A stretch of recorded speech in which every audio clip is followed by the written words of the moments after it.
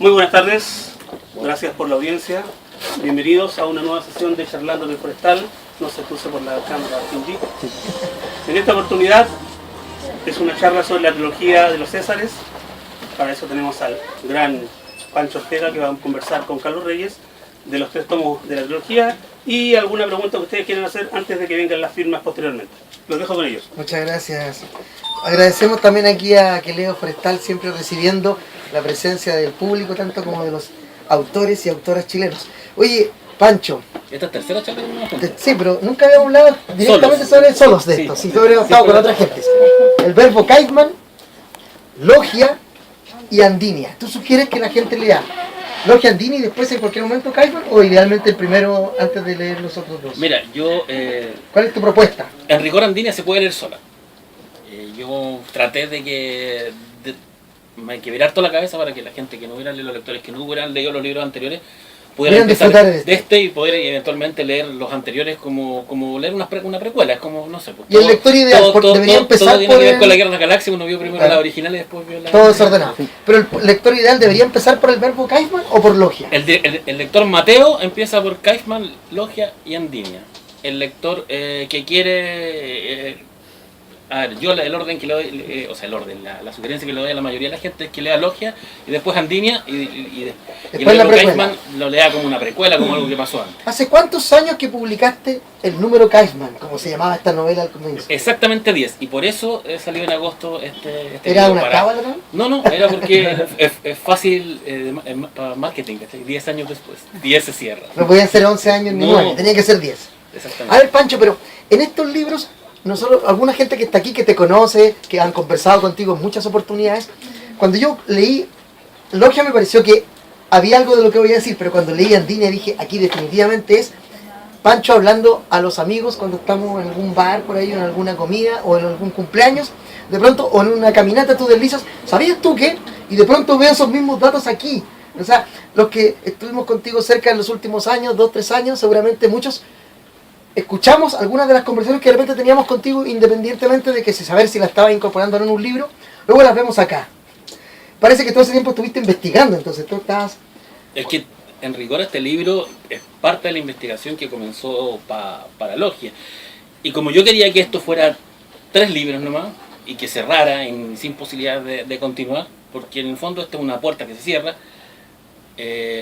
me di el gusto de meter un montón de temas que ya aparecían rebotando en estos 2 libros, pero que quedan en el aire y acá se cierran. Y también algunas cosas que me gustan a mí. O sea, aquí aparece Superman. Y es como muy importante Superman en la historia. Sí, bueno, además que son temas que los que te han seguido de cerca tu trayectoria de periodística, tanto como literaria, saben que has abordado en artículos para prensa, cuando estabas en la revista, ¿cómo se llama? Muy interesante también. Todo eso está ahí, no son 5 ni son muchos más años de investigación entonces. Por eso, son 10 años. El libro, la primera versión del verbo Kaifman que tú bien decías, que se llama el número Kaifman, que después puedo contar por qué cambió el nombre. Lo escribí cuando estaba, es muy interesante. Por lo tanto, esto son 10 años. Yo era muy interesante cuando me hago cargo de la revista, me pidieron que le diera una vuelta, que sacara un poco los temas científicos y tecnológicos y buscáramos más temas históricos, más misteriosos y friqueríos y claro, fue como... Ya, pero eso te digo yo, insisto, antes de, incluso de esa revista, antes de esos eran temas que estaban en tu mente hace mucho más tiempo. Yo creo que de chico. Sí. Obsesiones infantiles, adolescentes. Yo creo que este es un mampato grande. Mampato viejo, como dice el Guatán Salinas. Mampato viejo. Mampato viejo. A propósito de eso, yo elegí aquí, puse una marca doble en ese texto. Breve, voy a leer el fragmento breve y tratar de no spoilear el libro. Dice así: sé de estos temas. Cuando se trabaja inventando novelas de conspiraciones y misterio, hay que apuntar esta clase de detalles que para la mayoría de los lectores puede resultar innecesario y una larga insoportable de páginas, pero para el reducido porcentaje más importante de seguidores es lo que más interesa, porque da verosimilitud, porque al leer sienten que aprenden, porque conexionan datos inútiles al mismo ritmo que yo los escribo. Y claro, ellos son mis lectores ideales, los que más hacen ruido en las redes sociales, los que pueden hundir el boca a boca de una novela de este tipo, si acaso descubren, por ejemplo, que el arma usada por un agente del FBI no corresponde a la que en verdad usan los federales gringos. ¿Así es como tu lector ideal? Sí, pues, exactamente. Eso fue lo que... A ver, como Logia ya le había... Es un libro que le fue bien. Cuando tuve la oportunidad de escribir Andinia, me di el gusto de hacerme cargo de un montón de cosas y tener un poco más de libertad. Yo siento que Andinia en ese sentido es un libro que se lee más rápido que Logia, a pesar de que es más largo, que tiene, aunque no lo parece, tiene 200 páginas más que Logia. Mira. O sea, el Logia tiene 514 páginas y este libro tiene 586. Pero en rigor la letra, el tamaño de la letra de este libro es más chica y el espaciado de líneas es más apretado. Porque la primera versión de este libro tenía 700 páginas y hubiera sido demasiado caro. Entonces, ¿qué? En lugar de cortarlo, hicimos una nueva versión y apretarlo. Se ven parecidos, pero el manuscrito de Logia tiene 510 páginas y el manuscrito de Andinia tiene 700 páginas. Que van a estar en un museo pronto ahí escritos a mano por Pancho. Y bueno, y al hacerlo más largo me di el gusto de hacerme cargo de un montón de cosas, de lo que significa de lo que significa escribir un libro de este tipo, de lo que significa la entre comillas moda de la novela histórica americana, o sea, chilena, que está como hoy día de boga, después de Logia, con los libros de Baradí, los libros de Carlos Vaso. Que aparecen aquí mencionados en el libro ambos. Sí, de hecho aparece harta gente real en el libro, tienen cameos. Y claro, en el fondo quise saludar también al lector, por eso apunté ese juego de espejos que iniciaste en Logia, de un escritor que habla de un libro que escribió, aquí es mayor. Acá está el libro que él escribió. Y lo interesante es que ese juego de espejos en que apareces tú a través de este alter ego tú, Elías Miel, ¿no es cierto? Es más notorio, incluso uno siente que habla como habitualmente hacen los escritores, ¿no? Hay momentos de la novela que sabemos que son imposibles, pero hay otros que dicen, esto le pudo pasar al Pancho de verdad.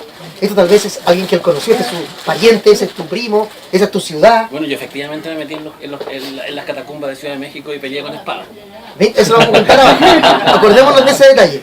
Oye, pero es interesante cómo acá en este juego de espejos que dijo que haces tú como escritor, como protagonista de la novela también a través de tu alter ego. Tú hablas un poco como este pasaje que acabo de leer, habla sobre este tipo de libros. Dices en un momento, no recuerdo dónde está, si lo marqué, los secretos para escribir una novela de este tipo. Hay que hacer esto, esto y esto otro. Y la palabra catedral en la portada funciona siempre. Claro, lo dice el personaje. No, tiene que ser catedral. Alguien te dice que no, y tú dices, no, tiene que aparecer. Sí. Porque si no, no se va a vender tanto el libro. Cuéntanos un poco de eso. En ese sentido, claro, el libro hay un homenaje a ese tipo de libros. Exactamente, hay un homenaje al género, al tipo de escritor, al tipo de lector, al tipo de temas, al fenómeno literario, a lo que significa publicar un libro que es básicamente una novela de aventuras. Cuando dicen, no, tú escribes bestseller, no, porque bestseller, en rigor, El Señor de los Anillos es un bestseller, la Biblia es un bestseller, Hamlet es un bestseller. Estos son libros de aventura, es recuperar la aventura, el viaje. Sí, lo comentamos una vez en una charla que hablamos acá, creo, que tú haces el ejercicio que hace Osterheld y que lo retoma después Asturain y lo verbaliza. Dice, muchas gracias. Hace aventurable nuestro espacio cotidiano. Sí. Aparece Concepción, a los penquistas dicen, al fin vienen acá. Vas a Maipú, al fin hay aventura de acción, ¿no es cierto?, a alto nivel en la ciudad de Maipú. Entonces, en la comuna de Maipú. En el mercado, en el barrio. Exacto, hay varios lugares. Entonces, ese ejercicio ostergeliano de hacer aventurable nuestro entorno más común, yo creo que es uno de los aportes valiosos de toda la trilogía, digamos. Hacer lugares de Chile que son comunes y corrientes un poco, pero ese es chileno, ese aquí no pasa nada. Y tú haces que todo eso pase acá. E incluso acá, en Latinoamérica también. En México hay un momento interesante acá, notable también. En la ciudad de La Plata. Exactamente. Que yo he ido a La Plata y no me había fijado en eso que tú dices, y dije, no fui a ver la catedral, porque pasé muy rápido. Y en ese sentido, este es un libro sobre Santiago. Sí, exacto. Y este es un libro sobre Latinoamérica. Exacto. Y sobre el sur de Chile. Principalmente. Oye, leamos otro breve fragmento. Vayan preparando sus preguntas, y después nos cuentan la historia de la pelea de espadas en México, ¿no? Dice, Beca volvió a alzar la cámara y puso el lente contra su ojo izquierdo. No era zurda, pero así funcionaba mejor. Enfocó hacia adelante del barco, directo al área donde supuso emergerían a respirar los mamíferos. Pero no fue un cetáceo lo que surgió frente al ballenero japonés. El monstruo marino que se alzó sobre la superficie era mucho más grande y peligroso. Así comienzan, ¿no es cierto?, las primeras páginas de Andinia. ¿Cómo haces? Ese párrafo lo escribí solo para escribir mi frase favorita de la vida, monstruo marino. Claro, o cetáceo. Está lleno de eso, dice el personaje, dice en un momento frases de Star Wars y dice, siempre quise decir esta frase.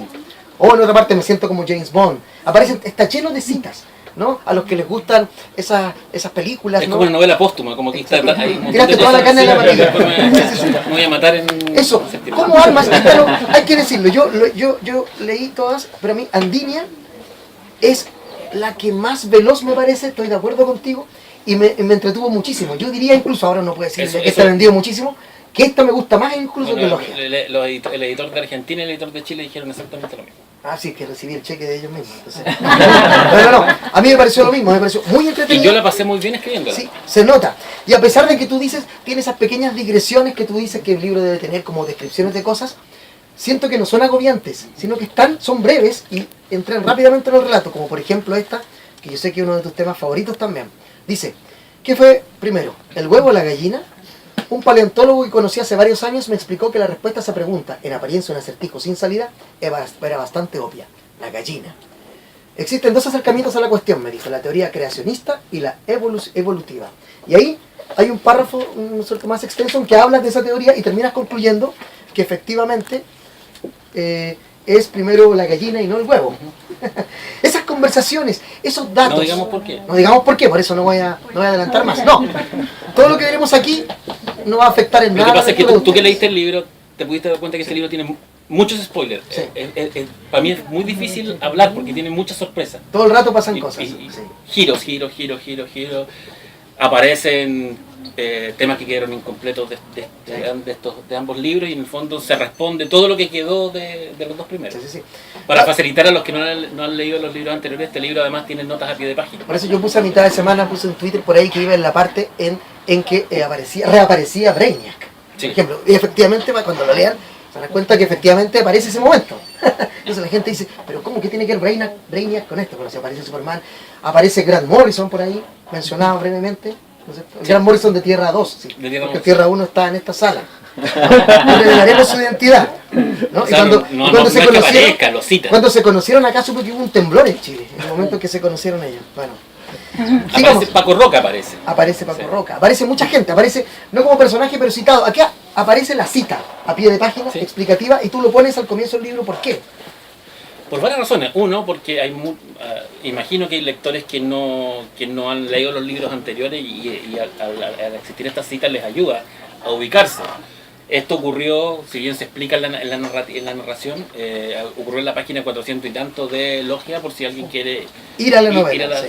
Por otra parte, habían temas que no funcionaban muy bien dentro del cuerpo de la narración, como que la hacían lenta, y en ese sentido la cita a pie de página ayuda harto. Y por otro, básicamente acogí una sugerencia y comentarios de lectores que me hicieron a través de Facebook, de Twitter, de redes sociales, que me decían, oye, ¿dónde está el libro? ¿Dónde puedo sacar esto? ¿Dónde está esto? Entonces, esas citas a pie de página tienen hasta la bibliografía y la página del libro en cuestión cuando me parece que era oportuno. Tiene hartas citas. Y la idea es para entrar en los dos rankings, porque tiene un libro de ficción por arriba y abajo un libro de no ficción. Sí. Oye, es un libro, es muy entretenido, pero como todo thriller, como todo libro de conspiranoia, es complejo, tiene personajes que van y vienen, tramas secundarias. ¿Tú armas esquemas cuando escribes o vas escribiendo sin esquema previo, o tienes apuntes, o en alguna pared de tu casa hay un mapa conceptual? No, yo tengo un cuaderno que lo tengo lleno de dibujos, que ahora se lo pasé al editor de Planeta porque lo querían usar En un museo, va a estar en un para, museo. no, para redes sociales, y que dibujo cosas. Ah, mira. Por ejemplo, hay una bóveda debajo de una iglesia y era como la tenía que escribir muchas veces, yo básicamente la dibujé. Copié algunas cosas de Mortis, del amigo Miguel Ángel Ferrada. En su libro aparece un mapa del lugar donde está encerrado Mortis. Y me pareció que era una buena idea de hacer eso mismo. Entonces, Oiga, a propósito, me di vuelta mañana aquí con mismo a las Mortis. 6:30 tenemos una charla sobre Mortis, el doctor Mortis acá, con el autor de la novela gráfica Mortis Eterno Retorno, a la que está aludiendo Francisco. Entonces me gustó al ver esa novela gráfica que tenía mucha arquitectura. A mí me gusta la arquitectura y bueno, me compré una libreta y fui dibujando los lugares para poder después ir a facilitarme la pega de la descripción. Por otra parte, si bien yo no escribo o sea, si me hago una escaleta como de tema, Sí. pero voy escribiendo en orden. Yo empiezo en el primer capítulo y termino en el último. ¿Cachai? Y yo escribo de a 200 páginas. Escribo de la 1 a la 200, descanso 1 o 2 días, luego vuelvo a la primera, reviso de la 1 a la 200, luego escribo de la 201 a la 400, descanso, reviso de la 201 a la 400, y luego en este caso que tenía 600 páginas, por eso fue de 200, la parte final. Y después cuando está terminado, hago la revisión completa. ¿Y cambia mucho ahí? ¿Cortas mucho? ¿Aumentas? Cambio o sea, cambia harto. Lo que más hago es cortar. Cortar. Muy rara vez. En este libro sí hubo algunas cosas que alargué. Y lo que sí es que matizo es que como esta novela tiene 3 ejes narrativos, esta tiene 2, tiene la parte de O'Higgins con Magallanes y la de Elías Miel. Esta tiene 3, tiene la de Elías Miel, la de O'Higgins, perdón, la de San Martín y Bolívar y O'Higgins en 1822 y la de Prat en 1910. Entonces yo más o menos sabía lo que iba a pasar en estas 3 historias, sabía cómo tenían que desarrollarse. Lo que me preocupaba era dónde les iba metiendo. Porque claro, me sirve ¿dónde intercalar qué historia, sacar una, mantener el ritmo? Para catalizarla. Sí. Entonces, y claro, de repente hay una parte donde está el personaje Elías Miel arriba de un barco y le dice tenemos que hablar de la Catedral Antártica. Corte y entramos a la novela La Catedral Antártica, al primer capítulo de la novela La Catedral Antártica, que es la parte que está en 1910. Después volvemos al presente, tantos capítulos y te sirve para ir... Por un momento que tú escribías todo lo de 1910 juntos. No. Y luego lo otro y luego ibas intercalando como un juego de... Sé lo que iba a pasar, pero lo escribo en orden. Fue un ejercicio súper enfermo. Sí. Habitualmente la gente hace, yo creo que escriben por argumento, por línea argumental. Acá, en este no, pues en este yo primero escribí la parte, porque la primera versión de Elogio era una novela histórica, una novela ambientada en 1842. Y en rigor no es que no me haya gustado como quedó, sino que me ganó. Era muy difícil escribir como en 1842. Bueno, pero con esta ya previa, su versión previa, esta en el cuerpo, esta fue distinta. Por eso la ¿Fue más rápido escribirla? De partida tenía un montón de investigación hecha, tenía un montón de datos ya como cocinados, y esto fue como básicamente sentarse a escribir. Y yo la pasé pero muy bien escribiendo este libro. ¿Los lectores te mandaron datos? ¿Los fans te mandaron, oye, sería bueno poner esto? ¿Te mandaban datos, cosas, libros recomendados? No, textos? datos, links, o me contaban historias. ¿Sí? Me acuerdo que en Osorno, hace poco, la primera vez que fue a Osorno, a presentar estos 2 libros, un muchacho me dice, ¿podemos hablar? Sí, le quiero contar una cosa que me contaba mi papá. Y me contaba una historia de unos submarinos alemanes que entraban por el río Rahue después de la Segunda Guerra Mundial. Excelente. Oye, leamos otro fragmento. Dice que tiene que ver con este juego de espejos que digo que está haciendo Francisco, sobre todo aquí con más soltura aunque que en logia. Dice... me gusta ese juego de espejos. Sí. Esto no es arte. Debería escribir crítica. Juego de espejos, además. Dice, esto no es arte, no es literatura, es industria. Tú no escribes novelas, escribes productos de entretención en formato libro. Y esos productos están sujetos a cambios de marea, de gustos. Es igual que con la música o el cine. No estamos haciendo clásicos, hacemos pop. Y este tipo de pop, el que tú cantas, está en retirada. Pasa. El thriller histórico conspirativo desaparece por un tiempo. Viene el policial ruso. Luego las sagas de hombres lobos albinos y la novela soft porno para lesbianas. ¿Por qué les gusta el soft porno a las lesbianas? En fin, así es la rueda. Hasta que después de una década vuelve el thriller histórico y conspirativo. Lo bueno es que en ese regreso autores como tú se convierten en clásicos contemporáneos y la academia termina respetándolos. Piensan que en Follett o Dan Brown. Sacamos Logia en mala época. La gente se aburrió de la misma novela y la misma historia con otros personajes y autores. Nos castigaron, punto. No hay más. Hay que decir que en la ficción de acá, a Logia, el autor dice que le fue más o menos, ¿no? Sí. Se queja de que... Y ese es un diálogo con una editora. Exacto. Que es una editora muy hiperventilada y que... Bueno, pero mucho de esto es lo que tú dices. Yo hago pop, hago lectura popular, esto es aventura. Ese párrafo es una respuesta a esos tuiteos que te trolean de repente, pero sin nombre.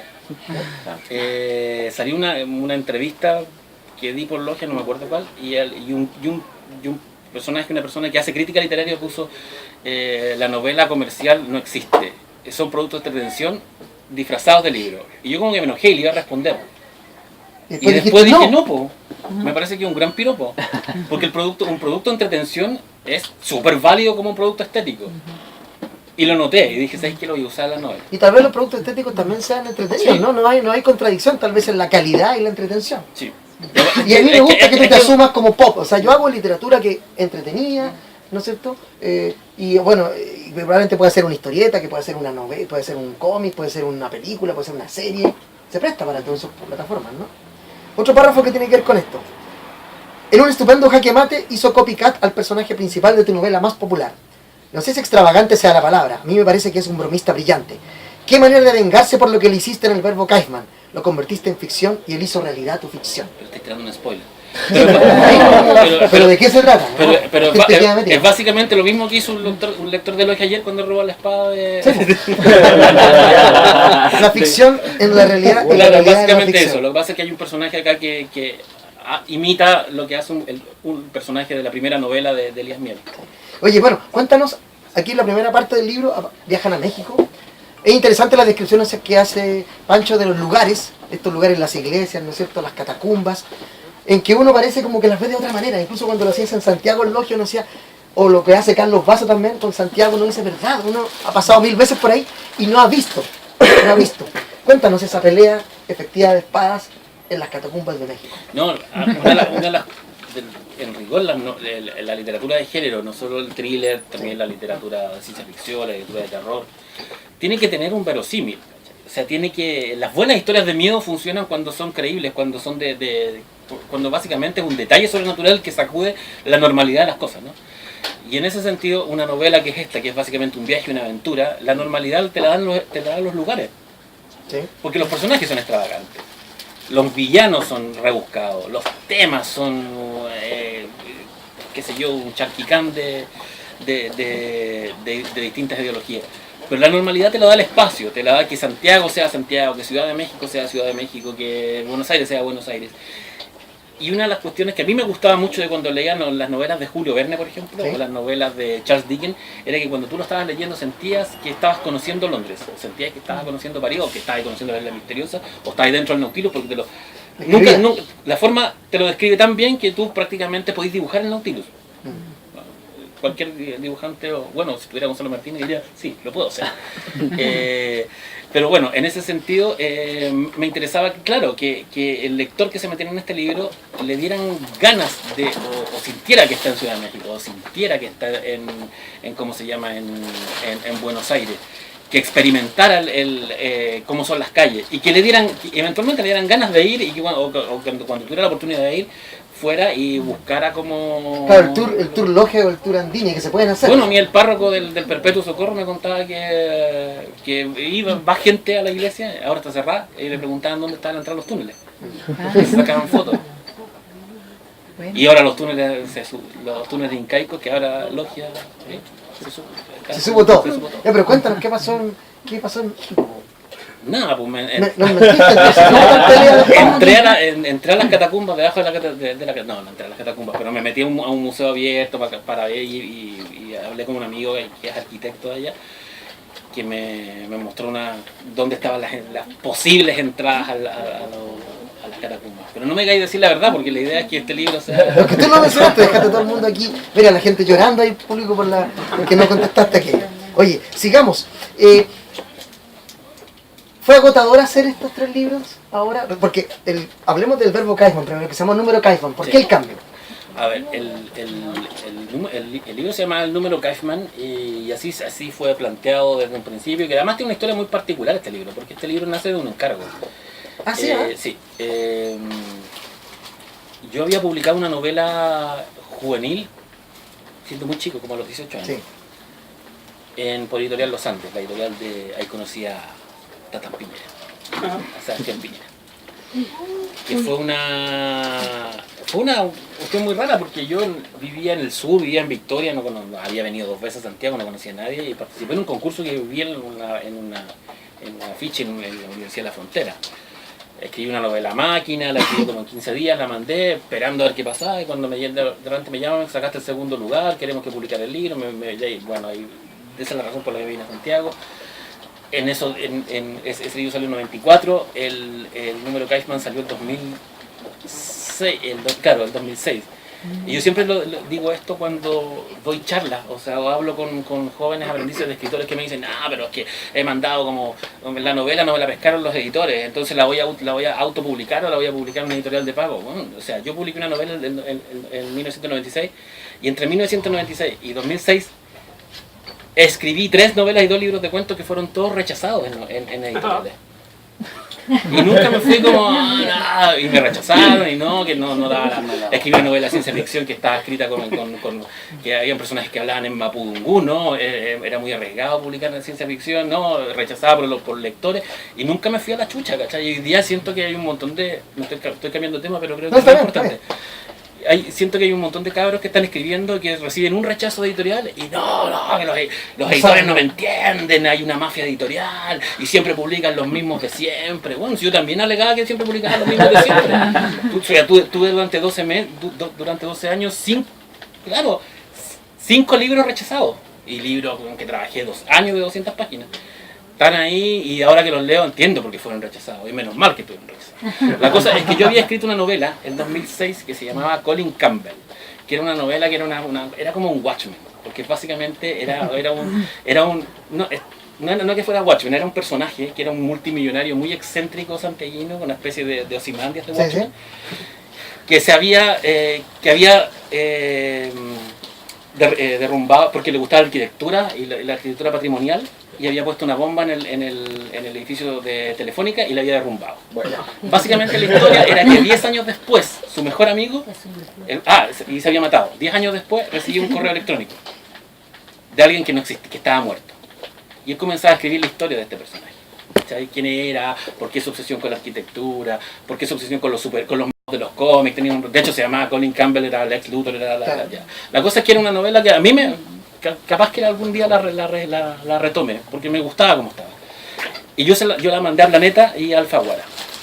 Y me llama el editor de Planeta en 2006 y yo dije, bueno, la voy a publicar. Y me dice, no, recibí la novela, no sé, la encuentro un poco regada, pero me gusta cómo escribes, me gusta cómo está escrita, me gusta lo que haces tú, es muy interesante y te he leído hace mucho tiempo. Y nosotros queremos publicar en Chile un thriller, ¿cómo se llama? Experimentar si funciona un thriller, una novela comercial, histórica, que mezcle misterios en Chile. Y yo he hablado con varios escritores y les he pedido, la idea incluso es publicarlo con pseudónimo, porque sabemos que alguien puede decir, no, si publican una novela bestseller, se le puede hundir su carrera literaria. Carrera literaria. Y yo le dije, ya, sí me interesa, y me dijo, veamos eso y después conversamos de Colin Campbell. ¿Y tienes historias? Y yo nada, pues me acuerdo, mi papá me había contado, mi papá que es técnico agrícola y trabaja en la zona de Coyipullo hacia el sur, me había contado la historia de los tractores Lance. Exacto. Y los nazis y todo eso. Y de hecho yo había hecho la muy interesante, había hecho una artículo sobre los que no lo hice yo, mandé a alguien a hacerlo, pero la había publicado. Es lo mismo que hizo el editor contigo, te mandó a hacer esta novela. Y llegué y le escribí un plot que se llamaba Hielo Negro. Horrible el nombre. Era una película así, ¿no? Hielo Negro. Y básicamente la misma historia, todo lo que pasaba, entonces se lo mando y me llama como al mes, me dice, ¿sabes qué? Analizamos las 4 propuestas que llegaron, porque le pidieron a otra gente y es la que más le gustó al comité editorial. Pero el título no me gusta, así que dale vuelta. Y con un personaje que se llamaba Paul Kaufman, después me acuerdo que le metí por correo electrónico, se me ocurrió este nombre. Y le gustó el número Kaufman. Y le dije que eran 2 novelas, el número Kaufman y el verbo Kaufman. Que aunque eran autoconclusivas, se podía hacer una segunda, dejaba cosas para una segunda parte. Y ya escribí, se publica el 2006, le va relativamente bien, vende bastante bien. De hecho fue uno de los libros, Mario puede acordarse, fue uno de los libros mejor, o sea, más exitosos de ese año. Tenés que decir que sí, Mario, no está equivocado. ¿No? De verdad fue sí, bien, agoté por lo menos como 3 ediciones. No fue un fenómeno como lo que, pero fue... Y se llamaba El número Kaufman. Y se convirtió en un libro de culto. Y luego yo me puse a escribir, claro, me lo pidieron al tiro, escribíte el verbo Kaufman, y me pongo a escribir el verbo Kaufman, y al editor de Planeta se lo llevan a México. Y entra otro editor, que es Sergio Gómez, y me dice, ya, pues, apúrate con el libro. Otro escritor también, Sergio. Y yo me empecé a demorar mucho en el libro. ¿Y por qué? ¿Qué te pasó ahí? Estaba como... No, tenía mucha pega. Tenía mucha pega, y además y justo se da con que cierra la editorial donde yo trabajaba, la PLC. Era muy interesante. La PLR te dieron ahí. Básicamente nos dieron la PLR a todos. Sí. Porque la muy interesante se la lleva Televisa. Sí, una pena, porque era buena esa y la revista, bueno, hay Marcelo Pérez de la Nueva, era el portadista de esa época. Y la revista BTR del cable también la pierde PLC, y esa revista básicamente financiaba la empresa. Así que nos mandaron a todos para la casa. Escucha. Y buscando pega, yo me voy de editor de no ficción a Alfaguara, entonces era raro. Es como Publicando en o sea, Planeta. tú no podías entrenar a la Chile y jugar en el Colo-Colo al mismo tiempo. Hay gente que cree que sí. Bueno, yo tengo, Sí. yo tengo un amigo, un muy buen amigo, que es la única persona que yo conozco, que es del Colo y la Chile. Hay que entrevistarlo. Llama su dato para Es del Colo y entrevistarlo. la Chile, y defiende su opción de ser del Colo y la Chile. Está bien, buenísimo. Y a veces va a ser hincha del Colo en el estadio, y otras veces de los Estados Unidos. Solo le gustan los dos equipos. Está bien. Y lo trolean, Bueno, una apagan. suerte de bisexualidad futbolística. Absolutamente. Ya, pero, Sigamos, pero acá volvamos- volvamos pero a- acá no se pudo hacer. Entonces, ¿qué pasa? Yo nunca entregué el reloj. No lo hice porque me Que hasta medio camino. quedé a medio camino, después me puse a trabajar en Alfaguara, después publiqué 1899 con Nelson, Sí, y ahí te fuiste en otra- en otra onda. Pero yo había quedado con ganas Con la bala atravesada. de bala pasada. volver al thriller. Y cuando estaba en Alfaguara, el año 2009, cuando empieza todo el boom de Chile por el Bicentenario, empiezo, me hago cargo de un proyecto para la última noticia que se llama La Historia de Chile en cómic. Sí.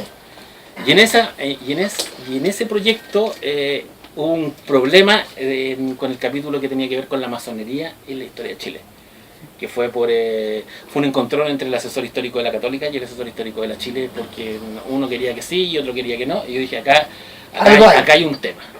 Y acá hay un tema que se podría trabajar en una novela muy en la línea del número Kaufman, pero que no solo, porque el número Kaufman es una novela, y el verbo Kaufman era una novela que sí, ocurre en Chile, tiene personajes chilenos, pero el misterio no ha sido un misterio que viene de Europa, bueno, la lógica externa también, Sí.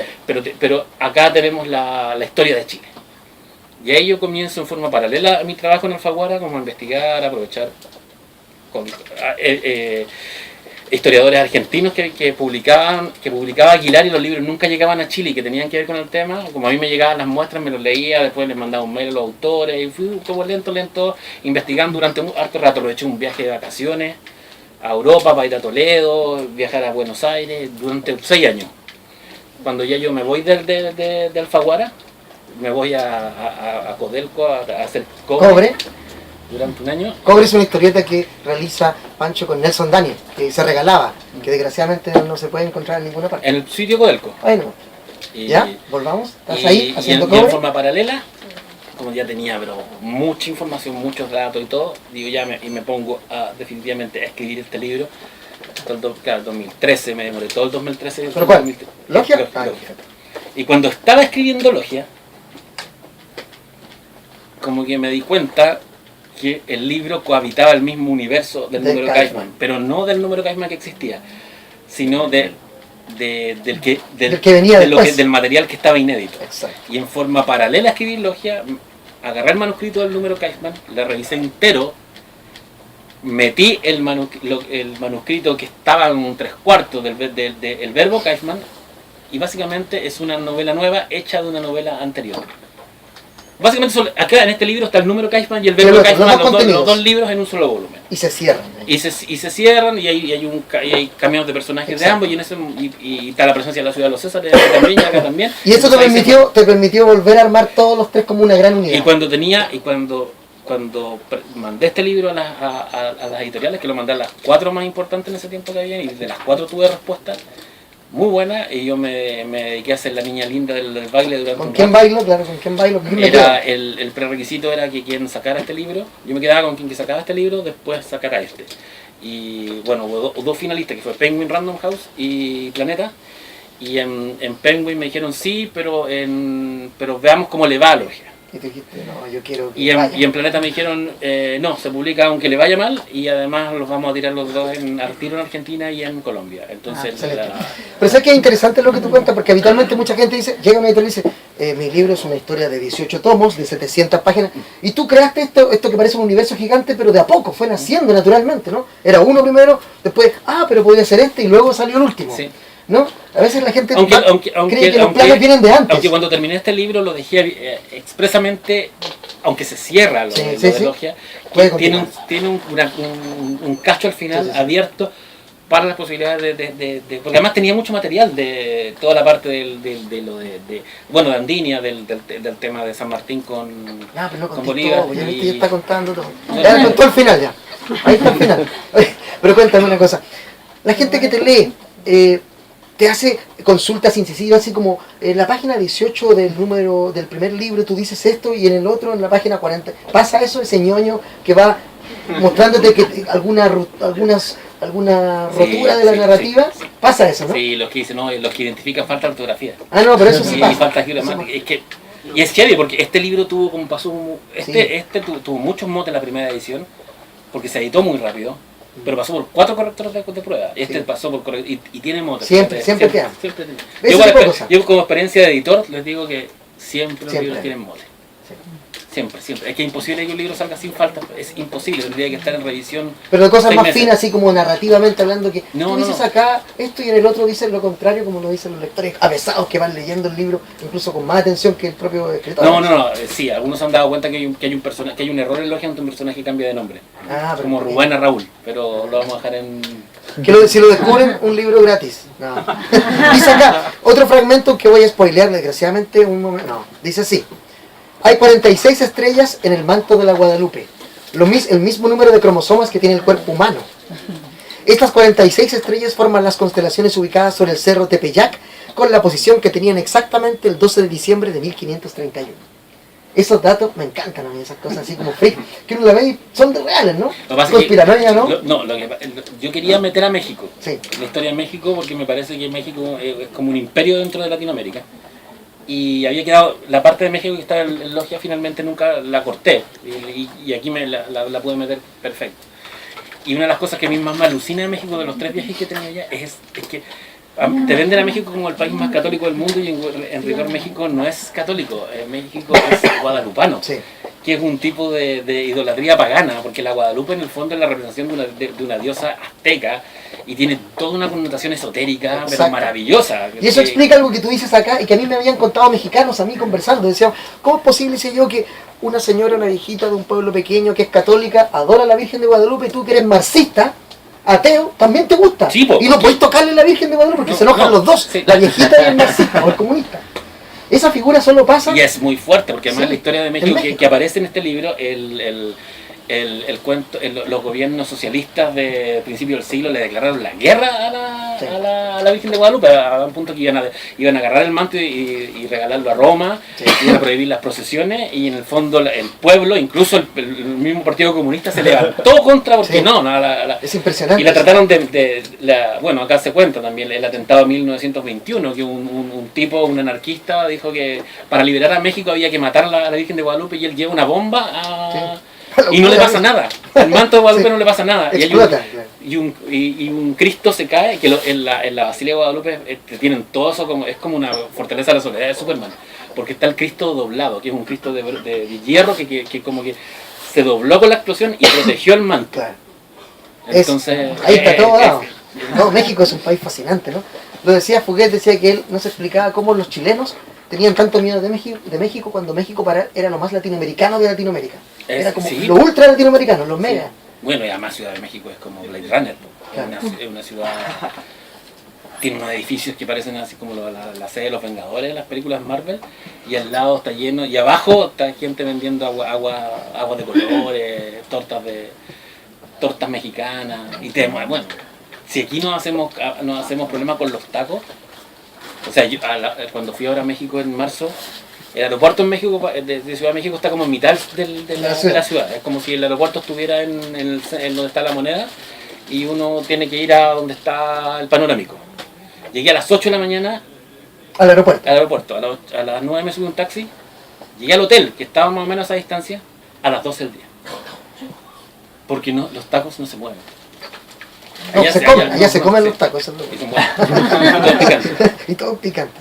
Oye, dice así, Aquí hay otra, este juego que tú haces de realidad ficción, incluso casi como un grimorio, diría yo en algunos momentos, ¿eh? Como lo que podría pasar. Dice, no voy a leer de dónde viene la respuesta, pero dice, ahí está la respuesta, dice. Y eso que todo el mundo regresa a Chile, insisto, podríamos organizar charlas. Eres muy perfil de mi lado, escribes bestsellers. Hombre, novelas de libre mercado, aventuras escapistas con tesoros perdidos y hombres maduros ayudados de sexys e imposibles mujeres fatales con las que protagonizan gratuitas escenas de sexo. Te creo fueras un novelista intimista, serio, realista, fome, que habla sobre lo que le pasa a un escritor de Ñuñoa encerrado en un departamento de Ñuñoa. Pero mírate, vives en Hollywood, te adaptaron una novela como miniserie para HBO. Es que el fragmento que estáis leyendo es de un capítulo que es muy raro, que es un capítulo de descanso que ocurre arriba de un avión. Sí. Y que es el capítulo en un viaje entre México y Buenos Aires. Y que yo le digo que es el capítulo que se hace cargo. Yo tengo una idea y que alguna gente como que la mira como con recelo, pero es verdad. Todo el arte, todo producto cultural artístico es un producto político. Y ese capítulo es el capítulo político de este libro. Hay una visión, en ese capítulo se habla de Chile, se habla de la derecha, se habla de la izquierda, se habla del presente, del pasado y del futuro de Chile. Y ese diálogo tiene mucho que ver con lo que ocurre hoy día en Chile. Ahí está, ¿ven? Un poco. Yo creo que también la literatura aparente de ficción, o sea, de escapismo que llaman, yo creo que toda novela, todo libro, toda obra de arte, toda película, toda historieta, habla de su época, inevitablemente, y a veces habla de manera más interesante que quienes pretenden hacerlo de una forma más seria. Cuando lean el libro, recuerden mis palabras, mi capítulo preferido es el capítulo 48, Océano Atlántico, Costa Brasil, 22 de abril de 1912. Porque ahí hay muchos de los temas que a mí me gustan, ¿no? Aparece por ahí Julio Verne, que aparece en varios momentos, ¿no? Edgar Allan Poe, La Esfinge de los Hielos, Las aventuras de Arthur Gordon Pym, que cosas que hemos hablado, Lovecraft, que hemos hablado tantas veces, todo. Y ese por eso mismo para mí es un capítulo que yo disfruté muchísimo. Aparece harto Julio Verne acá. Sí, aparece mucho, y con datos que me habías contado tú que me habían impresionado, como esa supuesta visita, porque no sabemos si está totalmente probada, de Julio Verne a Argentina. Que ahí hay otro libro maravilloso, otra ficción. Pero que lo hago en Argentina. Dicen que, ojo, te informo que me dicen por interno que hay el arma de Gonzalo Martínez. ¿Sí? Sí, hay el arma de Gonzalo Martínez. ¿Me confirman allá? Para que vean que mi ojo que todo lo ve, yo sabía. Para que le pidan firma después de mucho tiempo. Bueno, el capítulo que me gusta es ese. Pancho, agotador trabajo, hacer 3 libros, rehacer uno, escribir 2. O sea, escribir cansa. Sí. Pero también es un o sea, yo me pasaría de hueón si me quejo, ¿cachai? A mí me va bien en esto, hago lo que me gusta, trabajo desde mi casa, Con tu gata. con mi gata, me puedo encerrar durante 6 meses a terminar una novela cuando me pongo histérico y no hablo con nadie porque tengo que terminarla, pero da lo mismo, o sea que hay un montón, lo puedo hacer ahora, es algo que me he ganado después de no sé, de 12 años de rechazo de manuscritos y después de mujeres, y ahora no. Y después y luego ir cementando una carrera más o menos profesional, porque, a ver, yo veo la escritura y veo también la producción, no solo de novelas, sino de novelas gráficas, de lo que sea.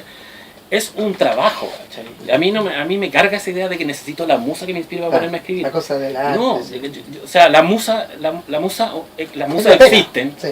pero la musa uno la va domando. Si esto es talento, pero también es pega, ¿cachai? Y eso es el trabajo. Hay harta gente que escribe, Miguel Ángel puede dar fe, ¿cachai? Es levantarse todos los días a las 8 de la mañana y aunque lo que escribiste ese día no te sirva, es parte de un ensayo, es el único taller que hay. Si esto es una pega, es un trabajo. Yo no me levanto, yo cuando digo estoy escribiendo una novela, pero tomar un café a la esquina con mis amigos a esperar que baje no, po. Si en el fondo te tenés que sentar. Me recuerdo que él decía que claro, las musas existen pero que te pillen trabajando. Una famosa frase de no sé quién. Es una pega. Y si tú puedes dedicarte a lo que te gusta, tenés que sacarte la cresta en lo que te gusta. Ya lo sabes. Cresta. Mierda. Todas estas palabras que he dicho son los claves para que los niños no las repitan. A mí me gustan los dinosaurios y cresta es los dinosaurios. Y bueno, aquí está esa famosa distinción para que lo lean, la distinción entre dinosaurio y dinosaurio. Sí. No la vamos a andar en aquello. Aparece el famoso álbum de la selva misteriosa, claro, a los abismos del mar. Exacto, aparecen todas esas cosas. Los que son más viejos van a reír con muchas citas, pequeños comentarios, y los niños van a fascinarse con otra historia. No, pero este libro no es para niños. No, ya los niños leen de todo. Oye, una cosa, me da pena porque tenemos que terminar la conversación porque yo podría estar con Pancho y con usted hablando por horas, porque es un libro que da para mucho, es muy entretenido. Insisto, me gustó más que Logia, que a mí me había gustado, pero este me entretuvo muchísimo más, muchísimo más. Yo la pasé mucho mejor aquí. Qué bueno. Aparecen, mira, ese capítulo que te digo yo, aparecen, ¿no es cierto? Los nazis, la tierra hueca, maravillosos temas, porque de los que siempre hemos hablado todos, y siempre es bueno que se siga produciendo ficción a partir de esas otras ficciones también que nos abruman, que están alrededor de nuestro país. Démosle un fuerte aplauso a Pancho Ortega.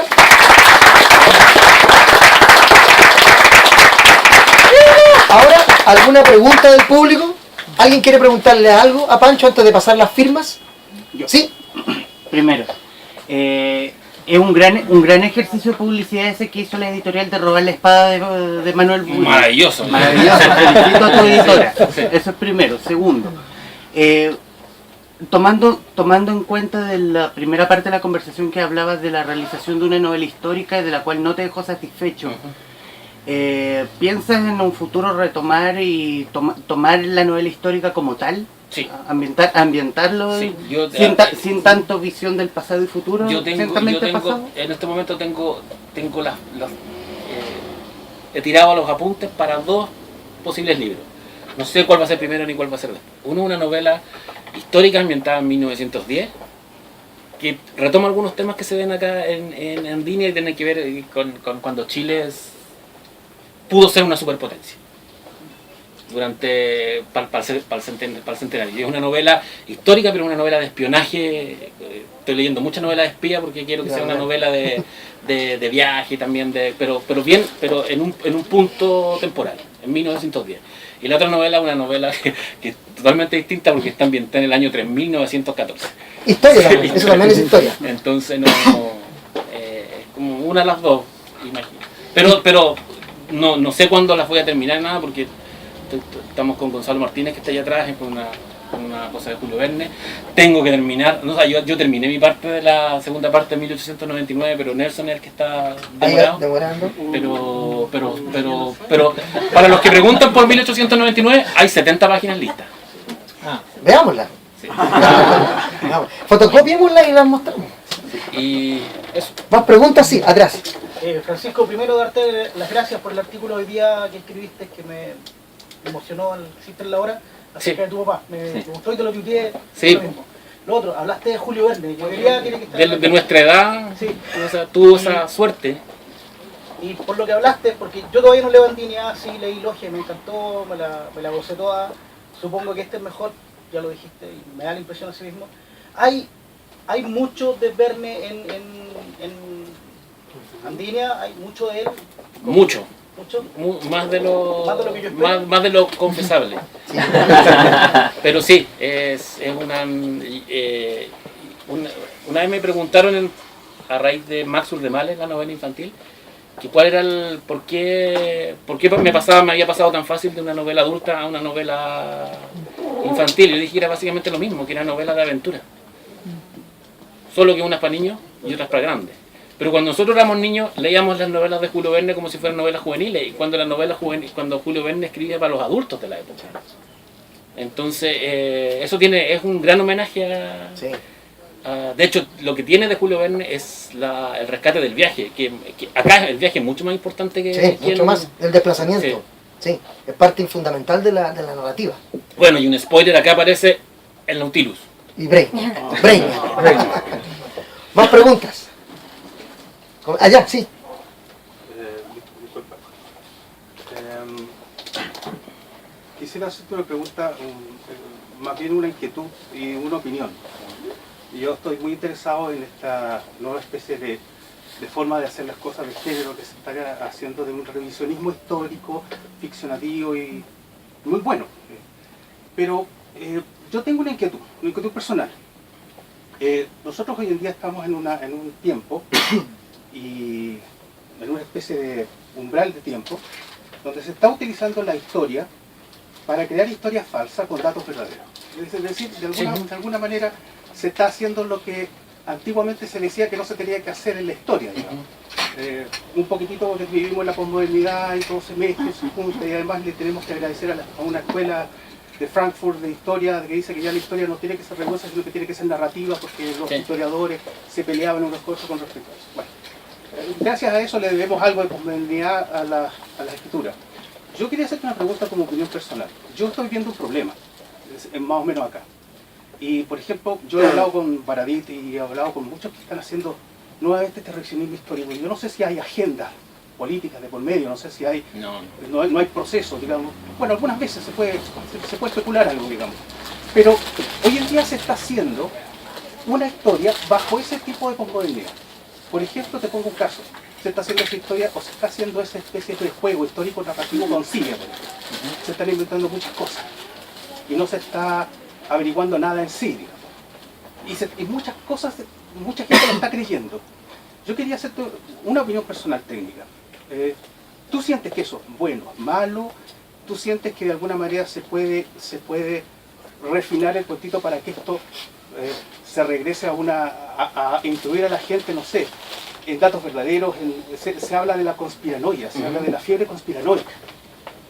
Conspiraciones que a veces son de datos verdaderos pero que no tienen ningún sentido. ¿Qué opinas tú como escritor, como una persona que nos enseña todo este truco de cómo construir algo? Mira, te voy a leer el epígrafe de este libro. Muy parecido a lo que yo opino.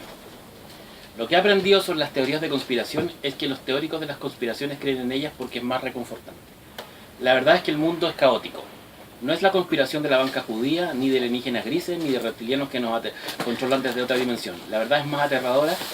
Nadie tiene el control. El mundo carece de timón.